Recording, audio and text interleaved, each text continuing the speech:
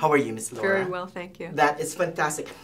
Before I start my interview, I just want to tell you I've loved you since Tales from the City. Oh, thank you so much. And that thank was you. 1993. I know. How about that? I've been a How about fan that? since How then. nice. Thank you. Oh, you're one welcome. One of my favorite jobs ever. I know, right? And it catapulted you to your status as a fantastic actress. Thank you. That's Thank great. you.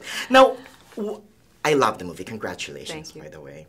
Now, what made you interested in becoming the self-proclaimed part of the furniture? Many things. I loved the script. I wanted to work with Roger Michell. I wanted to watch Bill Murray attempt this huge, iconic part. I was thrilled that it was being filmed in England, and so it was a whole combination of things. Oh, now, yeah. Do you like the whole political aspect of it as well? Well, that was fascinating also, to see how, a picnic involving a hot dog could change, the relationship the two countries have. Yeah, and the movie is funny, emotional, and it seamlessly blends the political and the personal. Oh, I'm glad you think so. Thank you. Yeah, right? Yeah. And it's also beautifully shot. Yeah. It's a beautiful movie just to look at. I mean, it's probably the most cinematic movie I've ever been in. I mean, it's so, all the beautiful shots outside, and yeah, it's quite something. Now, how was it working with Mr. Bill Murray? Bill, I was so, my hat was so off to him from day one for him even attempting, for anybody to attempt FDR, not as Bill, but anybody. It's a bigger-than-life character. It's a huge, iconic mountain to climb, and he, came to work, showed up every day, and was game and ready to go, and a real team player, and we all had a really good time. Oh, no, how did you research for the role?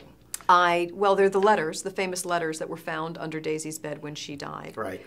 So there's certainly those that anybody can read. And then I went to Wilderstein, which is her home, which is a few miles away from Hyde Park, and I spent some time there, and that was the most important thing that I did. Sort of seeing where she was from and seeing what she surrounded herself by, and seeing just how much of FDR's presence was in that house and in her room. Pictures of him, things that he had bought her. And then when I found out that she's the one who gave him Fala, that was the most surprising thing to me. And you felt the spirit too, didn't you? Yeah, sure. You feel it. Her life and her family and where she's from, and it's a wonderful place to go. I really encourage anybody to go. Oh. Now, what's the best way of eating a hot dog? How do you like eating your hot dog? How do I like eating hot dog? The hot dog. There are many varieties of hot dogs. You see, I like mine plain with probably mayonnaise. With I know, right? Mayonnaise. My goodness. I know. I love my mayonnaise and cheese. Yeah. Wow. And hot dog. Wow. Okay. Right. No ketchup or mustard. No ketchup or mustard. Right. Now, what's next for Miss Laura? I go back to work on our final season of The Big C, and then we'll see what happens there. And there's a movie that's coming out in November called The Details, which I love. So that's coming out as well.